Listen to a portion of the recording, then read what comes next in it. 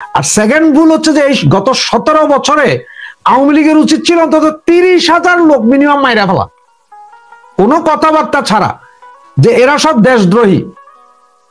এবং এই যে সাবেক সেনা কর্মকর্তা, সেনাবাহিনীর বিভিন্ন কর্মকর্তা যারা এই যে রাওয়া ক্লাবে বৈশা বৈশা আড্ডাবাজি করে, এগুলা গত 54 বছর ধরে এই কাজ করছে। সমস্ত সেনাবাহিনীর এমন একটা অবস্থা করে দেওয়া হয়েছে যারা চাকরি বাকরি ব্যবসা বাণিজ্য সব তাদের হাতে ছেড়ে দিছে। এইটা করা উচিত হয় নাই, সেনাবাহিনীর রাখা উচিত ছিল ব্যারাকের ভেতরেই। এগুলো সবগুলা খায়া খায়া এত চর্বি বাড়ছে যে এখন আইসা এরা এই এখন যেগুলো কথা বলে নাই যে সেনাবাহিনীর বিরুদ্ধে উস্কানি দেয়, এগুলো সবগুলো দেখেন গা সব ওই সাবেক পাকিস্তান ফেরত সেনাবাহিনী, এগুলো সব পাকিস্তান ফেরত সেনাবাহিনীর লোকজন যারা বলে। এদের কাছে কারো কাছে বাংলাদেশ, এরা বাংলাদেশ হয়েছে এটা সহ্য করতে পারে না। এবং প্রচুর পাকিস্তানি লোকজন এদের সাথে আছে, যারা পাকিস্তান সেনাবাহিনী আইএসআই এর সাথে যুক্ত, এরাই এই কাজগুলো করতেছে। আর আমাদের বর্তমান যে সেনাপ্রধান আছে বুঝছেন, এটারে তো আসলে আমি কি মহিলা না পুরুষ সেটাই প্রশ্ন। আপনার সবার মনে থাকতে পারে একটা জিনিস, যে আমরা জিয়া রহমানের সেনা শাসন মনে না থাকলেও এরশাদ পিরিয়ড মনে আছে, বা 111 সরকার তো সামরিক আইন জারি করে আসে নাই, সেনাবাহিনীর ভয়ে রাস্তায় মানুষ পেশাব করতে দাঁড়ায় নাই। যে বেটা ডায়াবেটিস এর রোগী পেশাব ধরছে প্যান্টে করে ঘরে গেছে, রাস্তায় করে নাই। আর এখন কি হইতেছে, এখন হচ্ছেটা কি? আর আজকের যেই ঘটনা সেনাবাহিনীর জন্য, আজকের যেই ঘটনা, যারা এখনো চিৎকার করতেছে খুব ভালো হয়েছে, এটা দরকার ছিল, অদূর ভবিষ্যতে কি হবে? আজকে আপনারা যা ইচ্ছা তা করতে, সব সম্ভবের দেশ বাংলাদেশ, ওনারা যদি মনে করে থাকে যে এটাই শেষ দেশ, তাহলে ভুল করবে। এই দেশে আওয়ামী লীগ আবার ফিরে আসবে। আর সেদিন কি হবে? সেদিন গোপালগঞ্জের হত্যাকাণ্ডের এগুলোর জন্য তো বিচার হবে নাকি? সেদিন কত হাজার সেনা কর্মকর্তা ধরা খাবে, অবসরপ্রাপ্ত হইলে ওগুলোরও ধরে এনে ফাঁসিতে ঝুলানো হবে। আর এই যে আজকের এই আইনটা, একটা জিনিস খেয়াল করেন, আজকে জাস্ট এখন থেকে 20 মিনিট আগে সেনাবাহিনী প্রধানের সাথে মির্জা ফখরুল ইসলাম আলমগীরের বৈঠক হয়েছে। সেনাবাহিনীর সাথে মির্জা ফখরুল ইসলাম আলমগীরের বৈঠক 20 মিনিট আগের কথা বলতেছি আপনাকে। কি বার্তা দিচ্ছে? আর আজকের এই আইনের পরে কালকে যদি বিএনপি ক্ষমতায় আসে, তখন এই যে তারেকরে উল্টা লটকে মারছিল যেসব মেজরেরা, তাদের কি হবে? খালেদা জিয়ার বাড়ি ভাঙার সময় যেই মেজর সাহেব এখন বহুত বড় বড় লম্বা লম্বা কথা কয়, যিনি ভিডিও করছিলেন, ওই ভাইয়ের কি হবে? ওদের কি হবে? সেটাকে একটু চিন্তা করে দেখছেন? এগুলো সবই দুর্ভাগ্য হয়ে আসতেছে বাংলাদেশের জন্য, সেনাবাহিনীর জন্য। এই সেনাবাহিনীর প্রধান উনি বললেন যে বাচ্চারা ওরা বয়স হলে বুঝবে মানে এই যে বালেস্টর কি ফুয়াদ, এর আর কত বয়স হলে এ বুঝবে? এ তো অলরেডি 50 পার হয়ে গেছে। হে বিয়ে করে বউ নিয়ে ঘুমাইতে পারে, কেমনে বিয়ে করতে হয়, কেমনে বাচ্চা পয়দা করতে হয়, এটাও বুঝে সে। হে কি বুঝে না? হাসনাত সার্জিস এরা কেমনে বিয়ে করতে হবে, বিয়ে করলে বউয়ের কাপড় কোন সময় খুলতে হবে এটা বুঝে। এরা কার বিরুদ্ধে কি কথা কইতে হবে এটা বুঝে না। মূলত বুঝে না হচ্ছে যে এই সেনাপ্রধান, দোষ এই সেনাপ্রধানের, তার দোষে সে ফাঁসছে। তার এখান থেকে সে কিভাবে বেরোতে হবে তারই সিদ্ধান্ত নিতে হবে। রফিক ভাইয়ের কথাটা ঠিক যে কেউ কথা বলতেছে না, ওই কিছু চ্যাংড়া পোলাপাইন কথা কইতেছে, আমরা কথা কইতেছি একটু আকামে, যে সেনাবাহিনী নিয়ে এত আমরা চিন্তিত। না, এই সেনাবাহিনী নিয়ে চিন্তিত আর কিছু নাই। এই সেনাবাহিনী এটা শুরু, আস্তে আস্তে শুরু, এবং এইটার পরিণতি খুব ভয়াবহ। সেনাবাহিনীর জন্য ভয়াবহ, বাঙালির জন্য না। এখন যেমন পুলিশের রাস্তায় ধরে পিঠে, আর বেশি দিন নেই সেনাবাহিনীর লোক ধরে রাস্তাঘাটে থাপড়াবে, চোয়ারাবে, পাবলিক থাপ্পড় চোয়ার দিবে কয়দিন পরে। পাবলিক তো বুঝা গেছে যে তোমাদের বাবা হেডাম নাই, সিভিল কোর্টে মামলা করো, মামলা গ্রান্টেড হওয়ার লগে লগে চাকরি যাইব। এটা পাবলিক বুঝা যাইতেছে। সুতরাং অবস্থা সেই দিকে যাইতেছে বাংলাদেশের বাইরে হোক। তাহলে আপনারা সকলে জানেন যে সামরিক বাহিনী ক্যান্টনমেন্টে থাকে, ওরা একটা নিয়মের ভেতরে চলাফেরা করে। এখন এক্সাম্পল আমি দিতে পারি যে আপনি হয়তো সামরিক বাহিনীর 2 জন লোক বাইরে আসছেন আমাদের মতো বাজার করতে ফ্যামিলি নিয়ে, সেখানে একটা ঝামেলা হইলো, একটা মারামারি হয়ে গেল তাদের মধ্যে। তখন এইটা তো হচ্ছে যে আপনার সিভিলিয়ানের সাথে মারামারি, তাহলে এইটার বিচার কি? এইটার কি বিচার হবে? তাহলে এটার বিচার প্রথমে কিন্তু সামরিক বাহিনী তাদের কোর্টে এই বিচারটা করে, বিচার করে তারা যদি দেখে যে সামরিক বাহিনীর ওই লোকটার দোষ আছে, তখন তার পানিশমেন্টটা দিয়ে তারা তখন সিভিল প্রশাসনের কাছে দিয়ে দেয়, এটা এবার সিভিল কোর্ট বাকিটা করবে। এটা হচ্ছে সামরিক বাহিনীর ভিতরে একটা নিয়ম।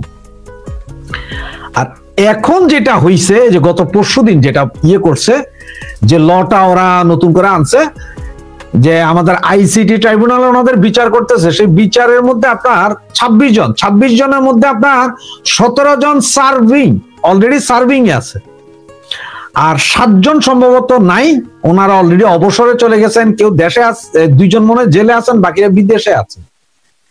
এবং যে সার্ভিং যে 17 জনের নাম আনা হয়েছে, এরা কেউ কিন্তু সিপাহী কর্নেল না, এরা সব মেজর র্যাঙ্কের অফিসার। তাহলে 56 জনের মধ্যে জেনারেলের কথা শোনা গেছিল, ওরা নাকি জেনারেল, হ্যাঁ ওইটা মেজর জেনারেল টাইপের অফিসার আর কি, ওনারা টাইপের না ওই পর্যায়ের। তাহলে 56 জন যে জেনারেল আছে তাদের মধ্যে 17 জন আছে কিন্তু। এখন দেখেন এই বিচারটা আসলে এরা এটা করতে হতো, সেনাবাহিনীকে অনুরোধ করতে হতো, সেনা ক্যাম্পে হইতে হবে বা সেনাবাহিনীর ভেতরে হইতে হবে, সেনাবাহিনী চাইলে এটা করতে পারতো, সেনাপ্রধান নির্দেশ দিলে, সেনাপ্রধান আসলে নির্দেশ দিলে হইতো না, তারও কিছু কারণ আছে, এটা বলছি আপনাকে। তো এখন ওনারা যেটা ইয়ে করলেন যে ওয়ারেন্ট ইস্যু করলেন, ওয়ারেন্ট ইস্যু করার সাথে সাথে ওনারা বললেন যে ওয়ারেন্ট ইস্যু করার সাথে সাথে এদের চাকরিও স্থগিত হয়ে যাবে সাথে সাথে, মানে চাকরি থেকে বরখাস্তের মতো একরকম। এরপরে বিচার আচারে যদি ওনারা ভালো হয়তো ভালো, আর খারাপ হইলে তো জেলে যাবেন। তবে এই কাহিনী বাংলাদেশের ইতিহাসে এর আগে কখনো হয় নাই। অনেকে একটা জিনিস তুলনা করে আনে কি জানেন, ওই মেজর মঞ্জুরের কথা আনে জিয়র রহমান হত্যাকাণ্ডের পরে, আপনার স্মরণ থাকবে হয়তো, ওনার কথা আনে যে ওনাকে সিভিল প্রশাসনের কাছে তুলে দিয়ে দেওয়া হয়েছিল। কিন্তু আসলে কাহিনীটা হচ্ছে যে ওনাকে যখন রাউজানে পাইছে, পাবলিক খবর দিছিল, তখনকার সময় রাউজান থানার সম্ভবত ওসি ছিল মামুন, যদ্দূর স্মরণ পরে আমার, উনি তখন এনাকে যাইয়া, সেনাবাহিনী আসতে দেরি হবে বা ইয়ে, তখন উনি যে অ্যারেস্ট করে এই যা মঞ্জুরকে, অ্যারেস্ট করার পরে এটা আবার ওনারা আবার সেনাবাহিনীর কাছে তুলে দেন, সেনাবাহিনীর কাছে তুলে দেওয়ার পরে সেনাবাহিনী সরাসরি ক্যাম্পে নিয়ে তো গুলি করে মাইরা ফেলান। কিন্তু কথা হচ্ছে এই যে পুলিশ যে যায় ওনারা ধরছে বা সেনাবাহিনীর কাছে তুলে দিছে, এগুলো কিন্তু কোনো লিখিত ছিল না, আসলে ওই সময়টা লিখিত ছিল না। শুধু এটা অনেকে এখন ভুল ব্যাখ্যা করছেন যে না না না আর্মি তো পুলিশের কাছে দিছিল, না, ওটা ভুল ছিল। আপনার জিয়র রহমান হত্যাকাণ্ডের পরে প্রায় 2000 সেনা কর্মকর্তা, সেনা নৌ বিমানের কর্মকর্তাকে ডিরেক্ট ওদের কোর্টে ফাঁসি দেওয়া হয়েছিল কোর্ট মার্শালের মাধ্যমে। জিয়র রহমান এরশাদ আইসা ফাঁসি দিল, এরপরে আপনার জিয়র রহমান নিজেও ফাঁসি দিছিল ওই সময়, মুক্তিযুদ্ধ অনেক, যেমন আপনার কর্নেল তাহিরকে পর্যন্ত দেওয়া হয়েছিল। এখনকার যেটা, এটা চলে ব্যাপারটা পুরোপুরি বিচ্ছিরি একটা ব্যাপার হয়ে গেছে যে বাংলাদেশের ইতিহাস। আর এখন এই ওয়ারেন্ট যাবে কার কাছে? 17টা জায়গায় ওয়ারেন্ট পাঠানো হয়েছে, কিন্তু এই ওয়ারেন্টটা তো দিতে হবে আপনার প্রতিরক্ষা মন্ত্রণালয়ের দায়িত্বে কে এখন? আমাদের ডক্টর মোহাম্মদ ইউনূস। 3 বাহিনী প্রধান যা আছেন ওনাদের বস হচ্ছে এই প্রফেসর ইউনূস। তার মানে হচ্ছে যে এই আইনটা যখন পাশ করছে বা এই অর্ডার দেওয়ার সময় নির্ঘাত এই কোর্ট ডক্টর মোহাম্মদ ইউনূসের সাথে কথা বলেছেন, ওনার হাতে সবকিছু। এখন এই গ্রেপ্তারি পরোয়ানাটা ওনার কাছে পাঠাবেন, উনি তামিল করতে হবে। পুলিশ যেহেতু এদের ধরতে পারবে না, পুলিশ কি সেনা ক্যাম্পে যায় কি গুলি করতে করতে ঢুকতে পারবে? যে না, এখন পুলিশেরই সেনাবাহিনী দরকার হয়। এই যে আপনি কিছুদিন আগে দেখছেন নুরুর পার্টি যখন পুলিশ পিটাই দিচ্ছে, তখন ওরা সেনাবাহিনীর কাছে আবেদন জানিয়েছে, সেনাবাহিনী এসে তাদেরও রক্ষা করে। জায়গায় জায়গায় পুলিশ রক্ষা করতে সেনাবাহিনীকে, সে জায়গায় সেনাবাহিনীর এই অফিসার গুলোকে ধরবে কে? এখন 22শে অক্টোবরের ভেতরে, 22শে অক্টোবর এদেরকে তুলতে হবে। তো আমার যতটুকু ধারণা, মানে এটা আমি বলছি, এটা মানে 100% সঠিক হয় কিনা পরবর্তীতে জানি না, এমনও হইতে পারে একটা নেগোসিয়েশন হয়ে যেতে পারে এখন। সেটা হচ্ছে সেনাবাহিনীর যেসব অফিসাররা আছেন, এনারা সেনাকুঞ্জে থেকেই হাজিরা দিতে যাবেন, পুলিশ ওদেরকে অ্যারেস্ট করবে না, ওরা হাজিরা দিতে যাবেন, হয়তো চাকরি থাকবে হয়তো যে এজ এ হাউস অ্যারেস্ট, যে আপনি এখানে থাকেন, এখান থেকে আপনারা যাইয়া হাজিরা দেন, হয়তো একটা দুইটা হাজিরা দিবে, এর ভিতরে ভাই ইলেকশন হয়ে যাবে, এরপরে কোন একটা সরকার আসলে এগুলা মানুষ ভুলা যাবে, অথবা দেখা যায় প্রথম হাজিরার পরে দ্বিতীয় হাজিরাতে আর নাই, সবাই হাওয়া, আস্তে আস্তে সবাই বিভিন্ন জায়গায় বিদেশ পাড়ি দিয়ে দিবে। এটা হইতে পারে, আমি শিওর বলছি না, এটা হইতে পারে, এই ধরনের হইতে পারে। আর যদি তা না হয় তাহলে আসলে এখন সেনাবাহিনী কি করবে? সেনাবাহিনীর সামনে সম্ভবত দুইটাই পথ খোলা আছে। এক, সেনাবাহিনী ক্ষমতা নিয়ে নেওয়া, ক্ষমতা নিয়ে ওরা মার্শাল জারি করা, আর না হইলে এই সমস্ত দায় দায়িত্ব এই মুহূর্তে গ্রহণ করে, সমস্ত দায় দায়িত্ব গ্রহণ করে আপনার ওয়াকার সাহেবের পদত্যাগ করা। তবে ওয়াকার সাহেব পদত্যাগ করবে না, আর যদি এই বিচার চলতে থাকে আর এদের যদি পুলিশের হাতে দেওয়া হয়, পুলিশ যদি এদের অ্যারেস্ট করে, তাহলে দ্বিতীয় পন্থা আসবে যে ওয়াকার ফিনিশ। সুতরাং ওয়াকারুজ্জামান কতটুকু করতে পারবে সেটা হচ্ছে দেখার বিষয়, কারণ হচ্ছে ওনার ইয়ে তো খুব একটা ভালো না। এখন অনেকে বলতে চায় যে সেনাবাহিনী কু করলে লক্ষ কোটি জনতা যায় সেনা ক্যাম্প আক্রমণ করবে, সেটা এখন সম্ভব না। তার কারণ কি, এটা 5ই আগস্ট 6ই আগস্ট কিন্তু পারতো, ওই দিন এরা ডাক দিলে লাখো লোক চলে যায়, তো এটা শিওর, এটা পারতো, কিন্তু এই মুহূর্তে পারবে না। এই মুহূর্তে ওরা ওই যে লাখ লোক জোগাড় করে, যেমন আপনার যে ব্যারিস্টার ফুয়াদ বহু লম্বা লম্বা কথা বলতো, খেয়াল করছেন কিনা, গত 15 দিন 20 দিন একদম নিশ্চুপ, তো আস্তে আস্তে নিশ্চুপ হবে। এখন খেলার বিষয়টা দেখার দরকার যে কি করে। আর ডক্টর মোহাম্মদ ইউনূস, উনি, কারণ যেহেতু উনি এখন সুপ্রিম লিডার, সেনাবাহিনী, বিমান বাহিনী, নৌবাহিনীর সুপ্রিম লিডার এখন ডক্টর ইউনূস, উনি এখন কি করে সেটা হচ্ছে দেখার বিষয়। যে ওনার বাহিনীকে কি এভাবে রাস্তায় দুইটা হাতে হ্যান্ডকাপ পরায়া মাজায় দড়ি দিয়ে নিয়ে যাবে, কোর্টে তোলার সময় আমরা জনতা, তৌহিদি জনতা, তারপরে আপনার বিপ্লবী জনতা কিছু ডিম মারবো, কেউ কেউ অতি উৎসাহী হয়ে হয়তো ওনাদের মাথার মধ্যে আঘাত করব, পাছার মধ্যে আঘাত করব, দুই একজন হয়তো এমনও হইতে পারে যে ওনাদের অন্ডকোষে লাথি মেরা ওই বিচারপতি মানিকের মতন হসপিটালে পাঠানোর ব্যবস্থা করবে। এগুলা চলে না কি হয় এটা দেখার বিষয়, কারণ আমরা এতটুকু দেখতে পারি, এই আর কি। আমি সেনাবাহিনীর প্রতি আমি দুর্বল, সেনাবাহিনীর প্রতি আমার মানসিকভাবে সেনাবাহিনীকে আলাদাভাবে শ্রদ্ধা করি, এই জন্য ওনাদের ব্যাপারে আসলে খুব আমি মন্তব্য আসলে কখনো করি না আসলে, কারণ যেহেতু আমাদের ফ্যামিলিতে অনেক সেনাবাহিনীর লোক আছে, সেটা থেকে আমি ওনাদের প্রতি আলাদা একটা শ্রদ্ধাশীল তাদের প্রতি। এখন এই যে জিনিসটা আছে, এটা কিন্তু আমি আইনটা কিন্তু গত কয়েকদিন কিন্তু বলছি, আরো বিশদতা আমি বলতে পারতাম, কিন্তু এই মুহূর্তে আমার বলার সুযোগ নাই। কিন্তু তবে এতটুকু আমি যতটুকু করে আমি বলতে পারি, গতকালকে আমি বলছিলাম যে সেনাবাহিনীর কিন্তু একটা নিজস্ব আইন আছে। সেনাবাহিনীর আইন সে যদি কেউ যদি অভিযুক্ত হয়, যদি গুরুতর অন্যায় কাজ করে, তাহলে তাদের কিন্তু একটা বোর্ড হয়, কিন্তু একটা বোর্ড হওয়ার পরে ওনাকে কিন্তু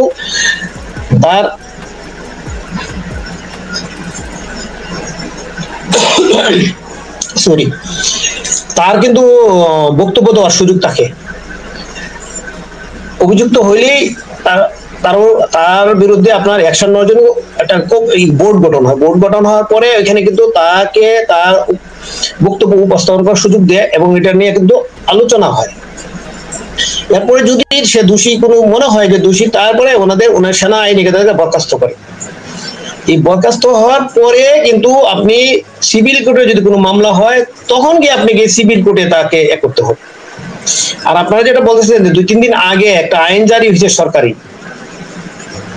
যে কোনো কেউ নামে যে মামলা হয়, যেটা আপনি উপস্থাপন করছেন, মামলা হওয়ার সাথে সাথেই আপনার সে অটোমেটিক বরখাস্ত হয়ে যাবে, চাকরি চলে যাবে।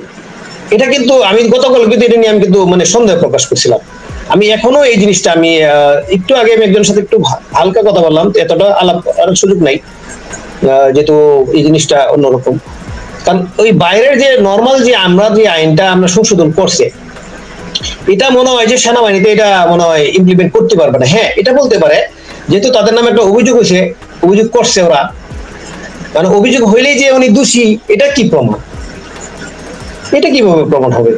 এখন ওনারা যেহেতু একটা গ্রেপ্তারি পরোয়ানা জারি করছে, তার মানে কি একটা ওই চাপ সৃষ্টি হয়েছে। আমাদের মনে হয় যে আমরা তো হয়তো অনেকেই এটা নিয়ে আলোচনা হয়েছিল যে আমাদের সেনা প্রধান 1 মাস আগে কিন্তু প্রধান বিচারপতির সাথে দেখা করলো, এরপরে ওনার প্রধান উপাধ্যায়ের সাথে দেখা করছে, এটা নিয়ে অনেকেই কানা ঘোষা করছে বিভিন্ন ধরনের রাজনীতি। কিন্তু আজকে আমার মনে হচ্ছে যে ওই সংক্রান্ত হয়তো তখনই মনে হয় এই ধরনের একটা হচ্ছিল দেখি মনে হয়, আমার মনে হয় এই ব্যাপারটা হয়তো বা সেনাবাহিনীর আইনটা সম্বন্ধে প্রধান বিচারপতি বা উপদেষ্টাকে জানানো হয়েছে যে এই ধরনের আইন আছে।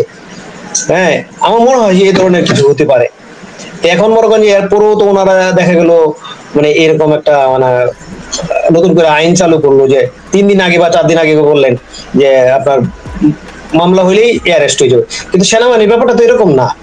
এখনো তো ওনার উপরে চাপ সৃষ্টি করছে, হয়তো এখন সেনাবাহিনীতে তারা একটা বোর্ড গঠন হবে, তাদের বিরুদ্ধে যারা এখন রানিং অফিসার আছেন তাদের নিয়ে আলোচনা হবে, তারা যদি দোষী হই কিনা সেটা সেনাবাহিনীর কর্মকর্তার বুঝি। এরপরে হয়তো সুযোগ করে দিতে পারে যে হয়তো ওনাদের যদি বরখাস্ত করে তখন কিন্তু সিভিল হয়ে যায়। ওনারা সিভিল হয়ে গেলে তখন কিন্তু ওই যে কোর্টে কিন্তু সিভিল কোর্টে মামলা কিন্তু কর্মকর্তা হলেও ওনাদের আর একটা নিজস্ব আইন আছে, শৃঙ্খলার জন্য ওনাদের আর নিজস্ব আইন আছে। একজন সেনাবাহিনীর যদি লোকদেরকে অফিসারদের বা সিভিল সেনাবাহিনী ইয়াদেরকে যাদের মানে সিপাহী বলেন তাদেরকে যদি সিভিল মামলাতে যেতে হয়, কালকে কিন্তু দীর্ঘক্ষণ আলোচনা হয়েছে, আপনি ওই আইনটা আমার মনে হয় না কার্যকরী হবে এবং হয়ও না এমন হয়। অথবা এটা হয়েছে যে আপনার সেনা প্রধানের উপরে বা ওই ওনাদের উপর চাপ সৃষ্টি হলো। এখন যেহেতু ওই দিন একটা মামলা হয়েছে, ওই মামলার পরে এখন ওয়ারেন্ট জারি হয়েছে, এখন হয়তো সেনাবাহিনীর উপর চাপ সৃষ্টি হবে মানসিক ভাবে যে তাহলে হয়তো ওনাদেরকে এত মানে চাকরি থেকে বরখাস্ত করতে গেলে তাদেরকে আবার মনে করি যে বললাম আপনাকে ওনাদেরকে কিন্তু বোর্ড বসবে, তার নামে অভিযোগ হবে, বোর্ড বসবে, উনি সাক্ষ্য দিবে, ওনাকে জিজ্ঞাসা করা হবে, আরো অফিসারও থাকবে, সমস্ত মিলায় এরপর যদি উনি দোষী প্রমাণিত হয় তখন তাকে বরখাস্ত করবে। যতক্ষণ বরখাস্ত না করবো ততক্ষণ পর্যন্ত এই সিভিল কোর্টে ওনাদের কিছুই করার কথা না। আমি যতটুকু করতে পারবে না, আমি যতটুকু সেনাবাহিনীর আইনটা যতটুকু আমি পাইছি অতটুকু আমি আইনটা পাইছি। এটা কথা বলছেন, আপনি সেনাবাহিনীর আইন তো আপনি চেঞ্জ করেন নাই, আপনি চেঞ্জ করছেন লোকাল আইন চেঞ্জ করছেন, আমাদের সিভিল কোর্টের আইন চেঞ্জ করছে। সিভিল কোর্ট আর লোকাল আর সেনাবাহিনীর আইন কিন্তু এক ধরনের না। আমি কালকে বলছি তাদের কিন্তু অনেক নিজস্ব আইন আছে এবং কঠিন আইনই আছে। ওনাদের কিন্তু এই যে আমাদের সিভিল কোর্টের আইন যে দীর্ঘদিন চলতে থাকে, বিচার এই সেই তদন্ত সাক্ষী, ওনাদের কিন্তু ধরেন যদি কোনো অফিসার বা কোনো মানে সৈনিকের বিরুদ্ধে কোনো যদি অভিযোগ গুরুতর অভিযোগ হয়, এই অভিযোগের জন্য ওনারা একটা বোর্ড গঠন করছে। বোর্ড গঠন করে ওনাদের অফিসার যারা আছে অফিসার লেভেলে সবাই কিন্তু যার যোগ্যতা বা উনি নিজে আপনার বোর্ড বসে, বোর্ড বসার পরে উনি তদন্ত করে, উনি যদি তদন্ত করার পরে উনি যদি সঠিক যদি জবাব না দিতে পারে তখন হয়তো উনি বরখাস্ত হবেন। এখন যাদের নামে অভিযোগ আছে, কি অভিযোগ আছে আমরা জানি না, ওনারা চাকরি করতেছে।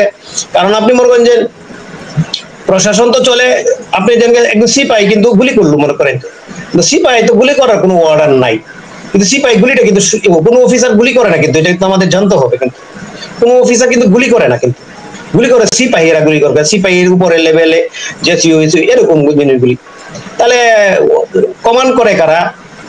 কমান্ডার উপর আরো কমান্ডার আছে, কমান্ডারের উপর আরো কমান্ডার আছে। এখন যদি কেউ অতি উৎসাহী হয়ে যে কাজ করে থাকে তাইলে ওইখানে এই আমাদের অফিসার এর সমস্যা হবে। আদারওয়াইজ এটা কিন্তু খুব জটিল জিনিস। আমি কালকে বললাম যে একটা জিনিস মুখোমুখি অবস্থানের দিকে চলে যাচ্ছে। এটা কিন্তু এটি ইতিপূর্বে আমাদের দেশের 54 বছর ইতিহাসে কিন্তু আমরা এগুলো দেখি নাই বা শুনি নাই। ধরেন আমি যতটুকু জানি আপনার জিয়া রহমান আমলে কিন্তু ওনার বিরুদ্ধে অনেকগুলি কু হয়েছে, কু হওয়ার মানে চেষ্টা করছে। ওইখানে কিন্তু অনেক কিন্তু সেনাবাহিনী অফিসার বলেন সৈনিক বলেন তাদের কিন্তু আপনার মানে ওনাদের সেনা আইনে কিন্তু মানে বিচার হয়েছে। বিচার মানে আপনার মৃত্যুদণ্ড হয়েছে বা অনেকে হয়েছে, এটা কিন্তু আমরা অনেকে জানি না বা অনেকে জানে।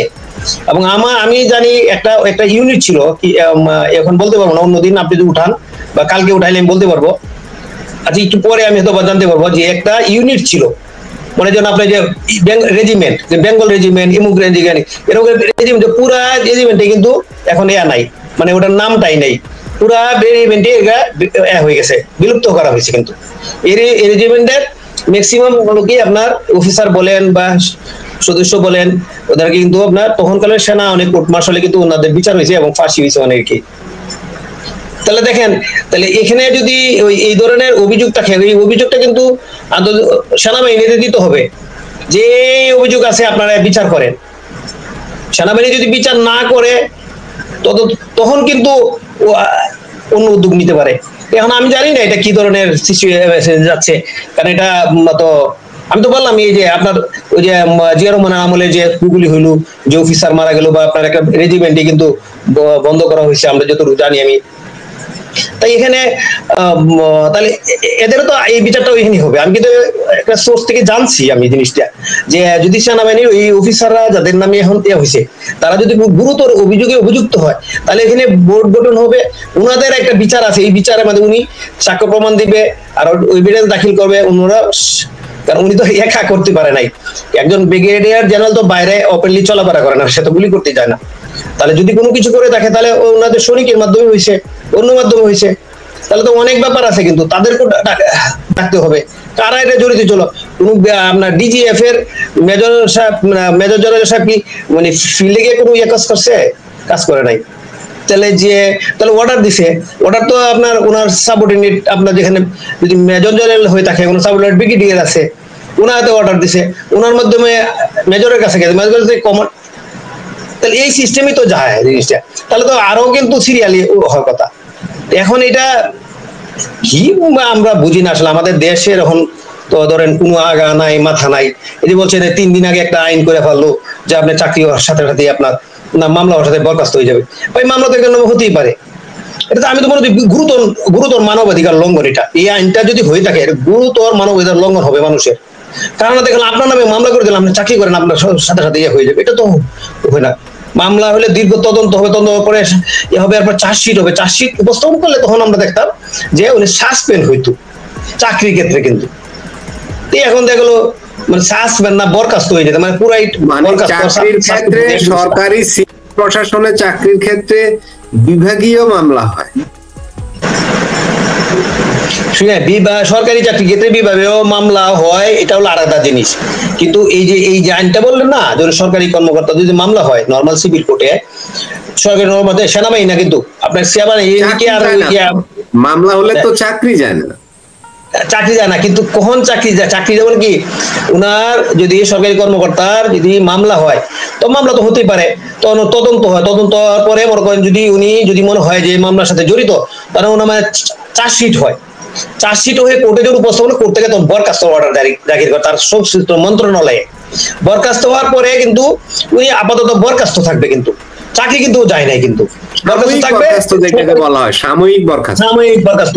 এরপরে যে টোটালি যদি আপনার ফাইনালি উনি যদি আপনার ইয়ে হয়, কনভিক্টেড হয়, মানে উনি যদি মনে করেন যে শাস্তি হয়, তখন ওনার চাকরিতে চলে যায়।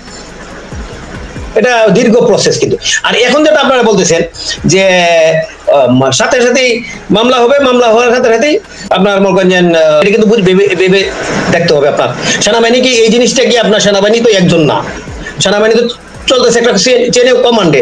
তারা যে এই আইনটা কি গ্রহণ করবে কিনা সেটা তো আপনাকে বুঝতে হবে। তাদের আইন তো আলাদা একটা আইন আছে, তারা কখন এই সিভিল আন্ডারে চলে যায় তখন যখন তারা চাকরি শেষ, অথবা চাকরি থেকে কোনো কারণে বরখাস্ত হয়, নৈতিক বলেন, দুর্নীতি বলেন, বিভিন্ন কারণে যদি দেশের তথ্য পাচার বলেন, সেই কারণে যদি ওনাদের সেনাবাহিনীর আইনে যদি বরখাস্ত হয়, তখন আপনার সিভিল কোর্টে মামলা হবে, তখন কিন্তু উনি সিভিল কোর্টের আন্ডারে চলে যাবে। এর আগে কিন্তু যাওয়ার সুযোগ নাই।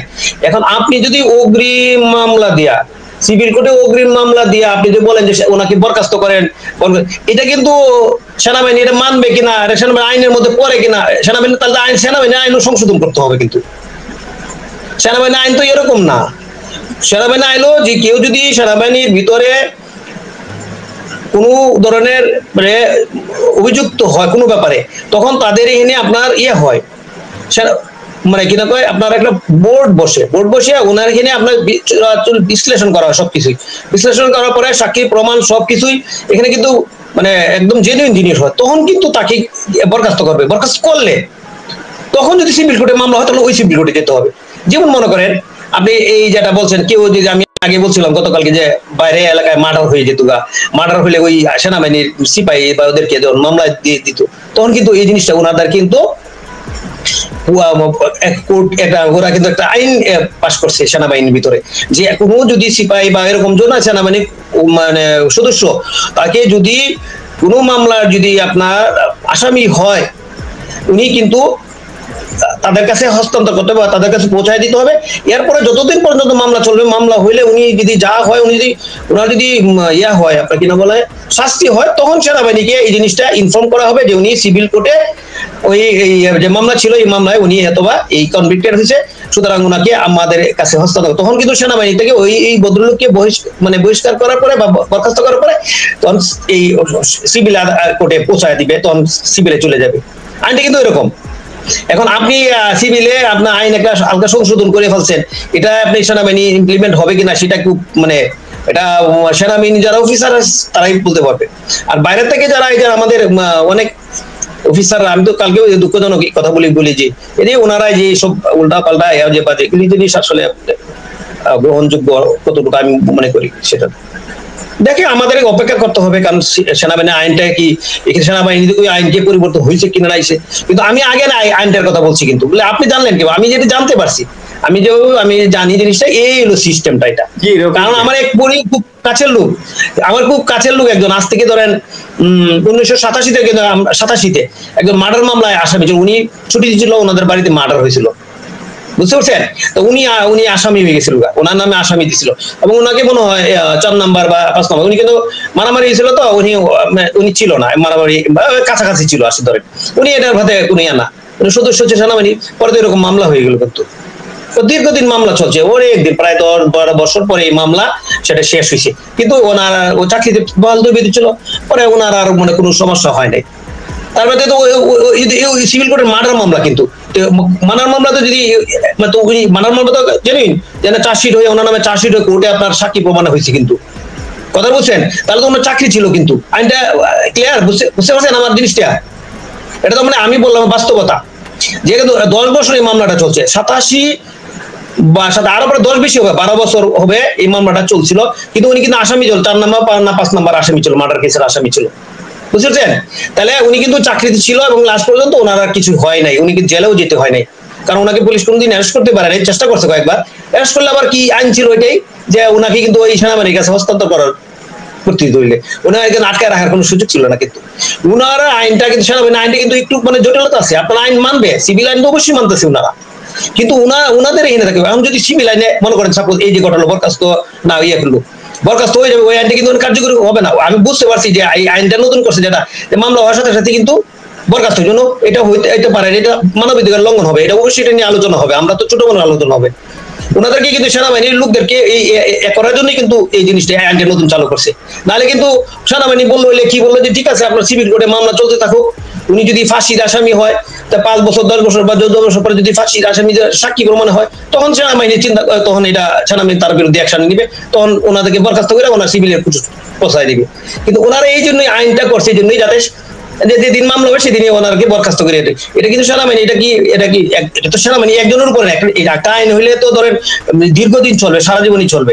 আপনি এটা যে যারা সেনাবাহিনী যে কর্মকর্তা আছে ছোট থেকে উপর পর্যন্ত সবাই তো এই আইন মানতে হবে, তাই না? তো ওনারা কি আইনটা কি ওনারা কি সংশোধন করছে কিনা, ওনাদেরকে আইনটা কি সংশোধন করানো হয়েছে কিনা, এটা তো আমি জানি না। যদি আইন সংশোধন করে দেয় তাহলে তো আর কোনো কথা নেই, তাহলে তো হবেই।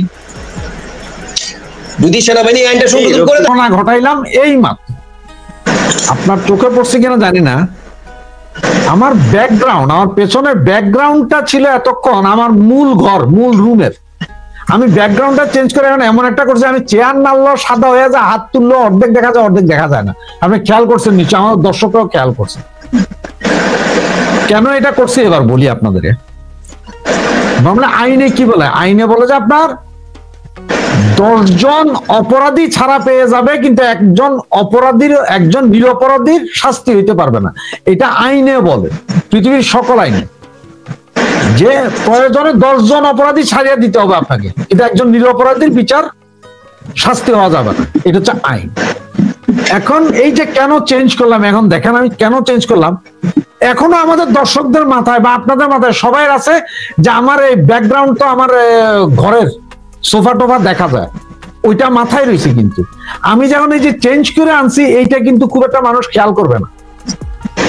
তার মানে হচ্ছে যে একটা অ্যাক্সিডেন্ট হয়েছে, রাস্তা একটা দুর্ঘটনা হইলো, পরদিন পেপারে সব জায়গায় আসছে দুর্ঘটনা, বিশাল দুর্ঘটনা, বাসে 300 জন মারা গেছে, ঠিক আছে? এরপরে এই দুর্ঘটনার বাকি কি হইলো, কার দোষ না দোষ, এগুলো পেপারে আসলো কি কেউ পড়ে? কেউ তো পড়ে না। এখন যে এই যে সামরিক বাহিনীর এই লোকগুলোকে আপনি এইভাবে ইজ্জত মারা হইলো, যে মামলা হওয়ার সাথে সাথে তাদের চাকরি চলে গেল, তাদেরকে ধরে অ্যারেস্ট করে নিয়েও গেলেন, সব মানিয়ে নিলাম আমি। কালকে প্রমাণ হইলো যে এরা কেউ দোষী না, ওদেরকে আপনার চাকরিও ফেরত দিলেন, কিন্তু এই যে তাদের চাকরি গেল, এই যে মানসিক যন্ত্রণা, এই যে পুরা ফ্যামিলি, এই যে পুরা সমাজ ঘৃণা করা শুরু করলো, এইটার দায়িত্বটা কে নিবে? এই জিনিস ফিরে এনে দিতে পারবেন কিনা? তা তো পারবেন না। একটা মামলা হইলো তো এখন নুরুরে মারছে, সেদিনও তো সেনাবাহিনী অনেক লোককে দেখা গেছে, ওদের বিরুদ্ধে মামলা হোক। ওদের বিরুদ্ধে মামলাটা হচ্ছে না কেন? আমার কাছে ভিডিও আছে, আমি ভিডিওটা দিলে এখন দেখাইলে চ্যানেলের ক্ষতি। সেনাবাহিনী এই মুহূর্তে দরকার, সেনাবাহিনী সরকার এই কথাগুলা ঢাকা শহরে আপনার 28শে জুলাই গুলি করে মারছে মানুষের, ওই ভিডিও আছে। সমস্ত সেনা কর্মকর্তা যেগুলো ছিল সবাই সাজা দেন, কেন দিলেন না ওগুলারে? ওদের নামগুলো কেন আসছে? কেন স্পেসিফিক্যালি এই কয়জনের নাম? পুরো সেনাবাহিনী ব্যান্ড করে দেন ভাই। সেটা না করে আপনি এই যে এখন আপনারা বলতেছেন, আপনারা আলোচনা করতেছেন ভাই এটা কি হলো, এটা উচিত কিনা। উচিত কিভাবে? এটা তো সেনা আইনে বিচার হোক। ওকে, সেনা আইনে বিচার যদি আপনার না সিভিল কোর্টে বিচার হবে, তাই এটা তো চাকরি যাইতে পারে না যে ঠিক আছে তোমাদের চাকরি, তোমাদের সব চলবে, আপনারা আইসা হাজিরা দিবেন, বিচারিক কার্যক্রম শেষ হলে দোষী সাব্যস্ত হলে সাথে সাথে আপনাদেরকে ওই দিন, যেই দিন থেকে আপনার বিরুদ্ধে ওয়ারেন্ট জারি হয়েছে সেই দিন থেকে আপনি বরখাস্ত হবেন। তার মানে সেই দিন থেকে আপনি 5 বছর পর পর্যন্ত যত বেতন ভাতা দিবেন সব বাজেয়াপ্ত হয়ে যাবে, সবকিছু বাজেয়াপ্ত। এখন আপনি আইনে বিচারই হইল না, চার্জশিট দাখিল হয়েছে, সাক্ষী নাই, প্রমাণ নাই, আপনি ধুম করে এদের চাকরি নাই, এদের আটকান, জেলে দেন। এদের ওরা তো একটা সুসজ্জিত বাহিনীর সাথে আছে, ওরা তো পালায় যাচ্ছে না দেশ ছেড়ে, ওরা কেউ ভাইগে যাচ্ছে? ওরা কি আমার মতো আপনার মতো যে আমাদের যখন যা ইচ্ছা তখন তাই করি? ওরা তো না। এটা একটা বিশৃঙ্খলা সৃষ্টি করছে সেনাবাহিনীর মধ্যে। পরবর্তীতে কি হবে জানেন? অদূর ভবিষ্যতে সেনাবাহিনী কোনো ক্ষেত্রে কোনো রিস্ক দিবে না। এখন এমনও তো হইতে পারে ভাই, এই যে ম্যাজিস্ট্রেসি পাওয়ার নিয়ে চলতেছে না সেনাবাহিনী আছে 14 মাস, কিছুদিন পরে তো এগুলো নিয়ে একের পর এক মামলা হবে। সেনাবাহিনী কার সিগারেট ধরছে, সেনাবাহিনী কার বিড়ি ধরছে, কারে মদ খাইতে ধরছে, তোদের কি কাম? সব আটকাও। আর যদি আগামীকাল সকালবেলা শেখ হাসিনা যদি বলে যে সেনাবাহিনী পুলিশ বিডিআর যে যা করছে সব দোষ আমার, কারণ সুপ্রিম কমান্ড তো আমি ছিলাম, আমি অর্ডার দিছি, এরপরে কি হবে? এরা তো কেউ সুপ্রিম কমান্ডের অর্ডার ছাড়া চলে নাই। এদের বাবার ক্ষমতা আছে সেনাবাহিনী পুলিশ বিডিআরের গুলি চালানোর, কাউরে মারার, কাউরে ধরার, যদি সুপ্রিম কমান্ডার অর্ডার না থাকে ভাই। আপনার কাছে কি মনে হয়, জনগণের কাছে কি মনে হয়? আসলে পাবলিক এটা বুঝার বিষয় না, আমাদেরও বুঝার বিষয় না। আমরা ছোটবেলা থেকে একটা জিনিস জানছি কি জানেন, এই সেনাবাহিনীতে হয় কি বলে আপনার কোর্ট মার্শাল। তো কোর্ট মার্শাল কেমন এটা তো জানতাম না। আরে কোর্ট মার্শাল কি বেটা ঝুলাই দিয়া করে, মাইরা দিয়া করে, না কি দিয়া করে, এটা কেউ জানতাম না। এখন আস্তে ধীরে দুনিয়া মডার্ন হইতেছে, হিন্দি ফিল্মে, ইংলিশ ফিল্মে আমরা কোর্ট মার্শাল হওয়াটা দেখি, যে মেজররা বসে থাকে, অনেক বসে থাকে, আসামিও বসে থাকে, তাদের বিচার হয়, এই কথাবার্তা হয়, সবকিছু ওইভাবে। তো তাদের তো একটা, তাদের এখানের বিচার তো খুব র্যাপিড হয় ভাই, 2 থেকে 3 মাস বা 6 মাসের ভিতরে বিচার কমপ্লিট হয়ে যায়, সাদা হয়ে যায় সেনাবাহিনীর। আমাদের এই সিভিল কোর্টে তো 20 বছরও কিছু হবে না। এখন আপনি আইসিটিতে করবেন, এরপর হাইকোর্টে যাবে, হাইকোর্ট ঘুরাইবো 10 বছর, এরপরে চেম্বার জজ যাবে, সেটা ঘুরাবে 10 বছর, সুপ্রিম কোর্টে যাবে, বিচার স্থগিত হবে। এই করতে করতে এই লোক হয়তো মুতালিকা এগুলোতে না, এইখানে সবই গত 15 বছর 16 বছর যাবত যারা আপনার এই যে শেখ হাসিনার গার্ড ছিল বা বিভিন্ন প্রতিষ্ঠান ছিল, এদের বিরুদ্ধে করা হয়েছে। গোপালগঞ্জে যে 5 জন মার্ডার হয়েছে, এটার বিরুদ্ধে, এইটাতে কারো করা হয় নাই। এই নুরুল যারা মারছে তাদের বিরুদ্ধে কোনো মামলা হয় নাই, এগুলোর ব্যাপারে মামলা নেই। কারণ ভাই এই মামলাটা তো করাইছে, আপনারা বুঝতে হবে, করাইছে ইউনূস সরকার। আপনাকে আগেও বলছি যে সুপ্রিম কমান্ড কে এখন ইউনূস। আপনি এখন ইউনূসের অফিসে যায় দেখেন, সেখানে লেখা আছে প্রতিরক্ষা মন্ত্রণালয়ের সদর দপ্তর, প্রধান উপদেষ্টা, এই কথাটা লেখা আছে। যেমন আগে ছিল প্রতিরক্ষা মন্ত্রণালয় সদর দপ্তর, প্রধানমন্ত্রীর কার্যালয়, এটা লেখা। তারও আগে ছিল রাষ্ট্রপতির কার্যালয়, এখন প্রধান উপদেষ্টার কার্যালয়। তাহলে উনি তো অনুমোদন দিচ্ছেন না, মামলা করার আগে তো ওনার অনুমোদন নিছেন। প্রথম এজ এ প্রধান উপদেষ্টা হিসেবে উনি অনুমোদন দিচ্ছেন, দ্বিতীয়ত উনি আবার প্রতিরক্ষা মন্ত্রণালয়ের হয়ে অনুমোদন দিচ্ছেন। সেনাবাহিনীর চিফ অফ কমান্ড তো উনি, সেনাবাহিনী তো 3 বাহিনীর চিফ অফ কমান্ড তো উনি। এই যে আপনার ওয়াকারুজ্জামান সহ বাকি 3 বাহিনীর প্রধান, ওনারা তো ইউনূস সাহেবের নিচে। তো ওনার অনুমোদন নিয়ে হয়েছে, তো ওনারা তো বইলা দিছে যে কারে কারে করতে হবে, কারে কারে কইরা এইভাবে ইয়ে করতে হবে। এখন এটা যাতে না হয়, এইগুলা যাতে না হয়, এর আগে রাশেদ হায়দার ভাই আইনটা বেশ দারুণ, মানে খুব চমৎকার। আমার মনে হয় এই কারণে বলছি চমৎকার, কারণ যাকে আমার পছন্দ হবে না আইসিটিতে একটা অভিযোগ দিব আর তোমার চাকরি শেষ। মানে চাকরি থেকে তাড়িয়ে দেওয়ার খুব সহজ একটা মানে পন্থা আবিষ্কার হয়েছে, মানে অসাধারণ নাকি? হ্যাঁ, এবং এই আইনে দেখবেন যে এই সেম আইনে দেখবেন যে ওয়াকারের বিরুদ্ধে মামলা নিয়ে নিবে। মানে আপনার খেয়াল আছে কিনা, এর আগে হইতো যে আপনার সরকারি কর্মকর্তাদের বিরুদ্ধে বিভাগীয় মামলা হইতো, বিভাগীয় মামলা। এছাড়াও যদি আপনার সিভিল কোর্টে মামলা করতে হইতো তাইলে অনুমতি নিয়ে মামলা করতে হইতো। দুদকের মামলা হলো অনুমোদন সাপেক্ষে মামলা হইতো। পরে ওইটা এক পর্যায়ে আবার বন্ধ করে দিয়েছে যে মামলা হইতে পারবে, কিন্তু মামলা হইতে পারলে ওই যে বিভাগীয় মামলা, বিভাগে আগে বিচার আচার বিভাগে হবে, পরে যায় আপনার কাছে পাঠাবে। এখন এখানে যে সেনাবাহিনী কিছু করতে পারবে না। আপনি মাসুদ সাহেব আপনার পছন্দ হয় না, আপনি যাই মামলা করে দিলেন। আইসিটি যেহেতু আপনার লোকজন, জামাত বিএনপির লোকজন, আপনারা মামলা করে দিলেন, মামলা ওরা গ্রান্টেড করলো, সাথে সাথে পথ চলে যাবে। এখন দেখেন কেন বলি, এটা বহু চেষ্টা করছে কিন্তু ওয়াকারকে ফেলে দেওয়ার জন্য। ওয়াকার না হাসনাত মিছিল হয়েছে, কোনো কাজ করতে পারে নাই ওয়াকারের দিয়া। রাষ্ট্রপতিরে ফালানো যায় নাই, কারণ ওয়াকারের ফালাইতে পারলে রাষ্ট্রপতি ফালানো যেত, রাষ্ট্রপতিকে ফালানো গেলে ওয়াকারকে ফালাই দেওয়া যায়। এইটা যখন হয় নাই তখনই এরা এই বুদ্ধি করলো এইটা। এবং এটা একদম নিশ্চিত থাকেন যে কোনো মুহূর্তে ওয়াকারের বিরুদ্ধে মামলা বা ওয়াকার সেনাপ্রধান আউট হইলেই নতুন সেনাপ্রধান। কারণ এদের আইনে, এই আইন দিয়ে যদি এই 56 জনের যদি ধরতে পারে একবার, তারপর দিন ওয়াকার শেষ। এটা লিখে রাখতে পারেন আপনারা। এখনো তো আমরা বুঝতে পারছি যে একে ধরতে পারবে, বিচারটা কেমন হবে, কি দেন দরবার চলবে সামনে, এটা এখনো বোঝা যাচ্ছে না, কিন্তু কাহিনী কিন্তু ওই জায়গায় আসবে। এটা তো ভাই ভয় পাওয়ার বিষয়। আপনার ওই আইনটা, ওদের যে আইনটা আমি কালকে সামান্য যদ্দুর পত্রিকাতে আসছে অতটুকুই পড়ছি। তো আপনি যেটা আমার বললেন, আপনি যেটা বলছেন যে সুন্দর কথা ধরছেন আপনি, যে ভাই এই আইনটা তো আমার পছন্দ না, আমি যা মামলা করলাম চাকরি যাবে। আপনি যেটা বলছেন সেম। এখন এই যে ওয়াকার হচ্ছে major general Wakeruzzaman Chowdhury, major general, যারা আসছে সব জাস্ট ওনার পরবর্তী নিচের পোস্ট। এরা যারা এখন যারা হয়েছে ওরা জাস্ট পরবর্তী পোস্ট। এদের মধ্য থেকে যে কোনো একজন সেনাপ্রধান হইতে পারে, যে কোনো একজন। এটা যেমন সচিবদের মধ্য থেকে একজনের নিয়ে আমি মুখ্য সচিব, সিনিয়র সচিব বানাইলাম, কাহিনীটা এইরকম। তো এখন আপনার যখন এই বেটাদের যখন খাইতে পারবে, তাহলে বড়টারে খাইতে সমস্যা কি? একই তো, আইন তো একই। আইন আপনার 57 জনের জন্য এক, আর ওনার জন্য আরেক, তা তো হবে না। সিপাহী বড় অসাধারণ একটা আইন নাকি? হ্যাঁ, সিপাহীদের বিরুদ্ধে কিন্তু কোনো ইয়ে নাই। সিপাহীদের বিরুদ্ধে আমার রফিক ভাই তো আরো ভালো, আমার চেয়ে ভালো বলতে পারবে ওনাদের ওই পদবিটা। আমি আগেই বলছি, আমি সামরিক বাহিনীর লোক না, আমার কাছে সামরিক বাহিনী আমার আত্মীয় স্বজন নাই। ওনারা হয়তো আমার চেয়ে ভালো বলতে পারবে পদবি কোনটার পর কোনটা। এখন যেটাই হবে ভাই, আইন তো সবার জন্য সমান। তাহলে আপনি যে আইনে এই 57 জনের চাকরি খাবেন, 17 জনের চাকরি খাবেন, সেই আইনে তো ওয়াকারুজ্জামানের চাকরিও খাবেন আপনি। সোজা আইন না, নাকি ওনার জন্য আলাদা আইন?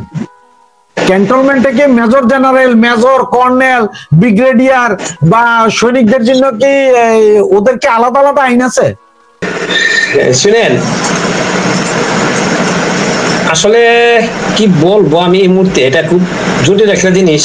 যেহেতু এখন পর্যন্ত, যেহেতু 2 দিন হইলো ঘটনা, এখনো ভিতরের যে জিনিসটা ওনাদের আইনটার ব্যাপারে আমি ক্লিয়ার করলাম, মানে ওই আইনটা যদি ওনাদের গিয়ে নাকি সংশোধন হইলো কিনা। না এটা না হইলে তো ওয়ারেন্ট হয় না ভাই, এটা তো নতুন করে ওইটা শুনেন ব্রেইন খরচ করে এটা করা হয়েছে। তাজুল ইসলাম সাহেব অনেক ব্রেইনি মানুষ, আইসিটি রাখেন আপনি ব্রেন, শুনেন ব্রেন সবারই আছে, ক্ষমতায় গেলে অনেকে ব্রেন বেশি হয়ে যায় পরে এটা পচা ধরে, এটা বুঝতে হবে আপনাকে।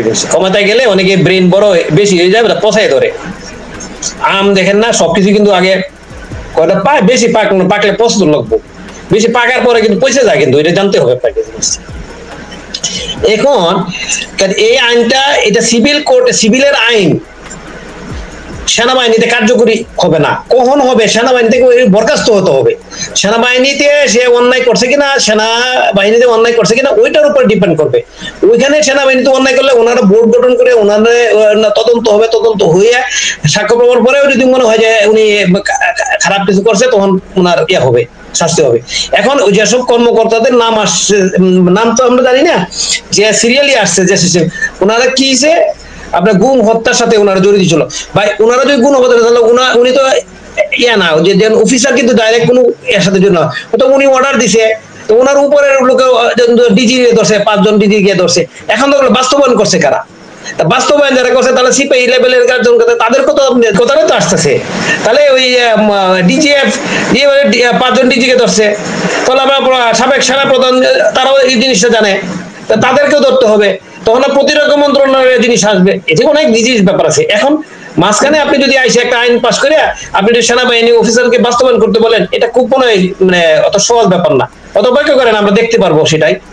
এটা অপেক্ষা করার জিনিস, কারণ এটা নিয়ে আলোচনা খুব জটিল জিনিস। সেনায় যারা আমরাও কি হয় এটা বলা মুশকিল। কারণ এটা যদি এই যে আপনার সিভিলের আইনটা যদি সেনাবাহিনীতে যদি আপনার ইমপ্লিমেন্ট করার চেষ্টা করে, সেক্ষেত্রে সেনাবাহিনীর মধ্যে একটা মানে তাদের মধ্যে একটা হবে, মানে এই যে আপনি বলছেন আতঙ্ক। আমরা যদি বাইরে মানুষের আতঙ্ক আছে, যেন আমার কোনো লোক, আমার ছেলে নাই, আমার ভাই বা সেনাবাহিনীতে নাই, বা আমার ভাই, তারা তো কোনো সমস্যা হবে নাই, যেহেতু আমার বইয়ের কোনো কারণ। কিন্তু আমি তো আতঙ্কিত বোধ করছি, কারণ আমাদের দেশের একটা প্রতিষ্ঠান এটা আমাদের এলোমেলো হয়ে যাচ্ছে, এলোমেলো করে ফেলার চেষ্টা করছে। আমি কালকে আজকে অনেকগুলি ইউটিউবে আমি করলাম, অনেক বড় বড় অফিসার ছিলেন সাবেক, তারা যেভাবে আপনার এই 2-3 জন মানুষ সাবেক অফিসার, তো 1-2 জন না, লাখ লাখ লোক সাবেক অফিসার আছে। এই পর্যন্ত বাংলাদেশে আপনার সেনাবাহিনীতে অনেক অফিসার রিটায়ারমেন্ট করছে, আমাদেরও 2 জন রিটায়ারমেন্ট করছে, তা আরো অনেক মানুষ রিটায়ারমেন্ট করছে। তারা তো বলতেছে না, হাতে কোনো 2-4 জন তারা এইভাবে ইউটিউবে মানুষকে যে বিভ্রান্ত করতেছে, সেনাবাহিনীর ভিতরে কি জানি উল্টা পাল্টা বলতেছে। তাহলে এইগুলি তো মানে এটা তো মানুষ আরো বিভ্রান্ত হচ্ছে ওনাদের কথায়। কিন্তু ওনারা যেভাবে আপনারা ইউটিউবে আপনার বক্তব্য দিচ্ছে, সেনাবাহিনীর সাবেক অফিসার কয়েকজন, মাত্র কয়েকজন, হ্যাঁ, ওনারা যেভাবে বলতেছে এতে মানুষ আতঙ্কিত না হওয়ার কারণ না। এই বলতেছে যে এই যে প্রকাশ সাহেবের সম্বন্ধে খারাপ বলতেছে, এই আরো অন্যদের বলতেছে, এইগুলি তো আসলে মানে আমি তো ঠিকই আছে। কারণ আমি তো গতকালকে বলছি যে আপনি যদি সুযোগ আমাদের সুযোগ দিছে ঠিকই, কিন্তু অল্প অল্প কথা বলার সুযোগ দিছে, সুযোগ দেওয়ার পরেই কিন্তু আজকে এই জন্য বসে আপনি যদি একটা কথা বলেন, 5টা কথা বলেন, 5টা বলেন না, কিছু তো বলতেছে না, তখন কিন্তু এই জিনিস আরো ব্যাপক হারে বাড়বে, ব্যাপক বাড়তে বাড়তে কিন্তু এই পর্যায়ে আসছে। আর পাশাপাশি সাবেক কিছু সেনা কর্মকর্তা ওনারা যেহেতু ইউটিউবে এই ধরনের বক্তব্য দিচ্ছে, তো সাধারণ মানুষ কিন্তু ইনফ্লুয়েন্স হচ্ছে, তখন তো ওই সাধারণ মানুষ কিন্তু এইভাবে সেনাবাহিনীর বিরুদ্ধে কথা বলতে, সাধারণ মানুষ না, ও কিছু সংখ্যক লোক রাজনৈতিক করে, যে অল্প কয়েকটা লোক। কিন্তু রাজনীতি যারা করে, যারা দেখেন আপনি বিজ্ঞ রাজনীতিবিদ, অভিজ্ঞ রাজনীতিবিদ, দীর্ঘ পূর্ব রাজনীতি, এরা কিন্তু সেনাবাহিনী নিয়ে কথা বলতেছে না। বলতেছে কেন জানেন? ওই আপনি আমার বয়সের ছেলেরা বলতেছে, যারা কিছুই জানে না, কিছুই বোঝে না, রাজনীতি কি জিনিস,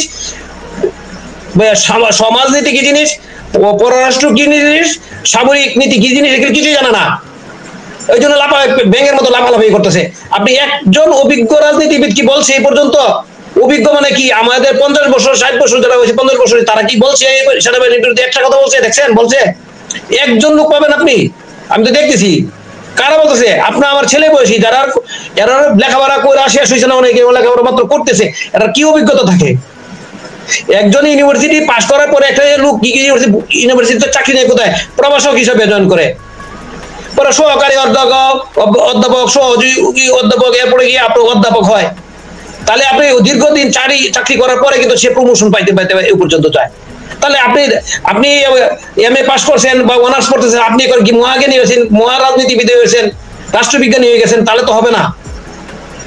এখন আমাদের, আমি মনে করি ওই যে এটা কালকে যে বলছিলাম যে বাবা সন্তানকে যখন শাসন না করে তখন যেটা হয়, আমাদের সেনাপ্রধান যে বলছেন ওনার ছেলের বয়সী, ওনারা পরে বুঝবে সবকিছু ধ্বংস হওয়ার পরে বুঝবে। এটা ওনারা ওহন বুঝুক, ওনারাই বুঝুক, আমরা তো আর সেনাবাহিনীর কোনো ইয়া না। ধন্যবাদ মাসুদ ভাই।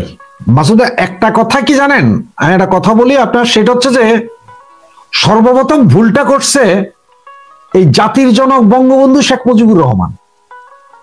উনি ভুলটা কি করছে জানেন, এই যে পাকিস্তান ফেরত যেসব সেনা কর্মকর্তা আসছিল না, সেনাবাহিনীর সোলজার সেনা কর্মকর্তা, এদের কাউরে চাকরিতে আত্মীয়করণ করা উচিত হয় না, এদের সবগুলোরই এই সেনাবাহিনী থেকে বাইরে রাখা উচিত ছিল, সেনাবাহিনীর নতুন করে ঢাইলা সাজানো উচিত ছিল।